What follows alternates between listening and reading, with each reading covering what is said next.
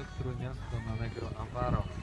58,6 punktu po ujeżdżeniu, 11 miejsce. Negro Avaro został wyhodowany. Teraz nie przecież, teraz nie. Która jest również właścicielką konia. A Negro Avaro to trasy wielkopolskiej Wała.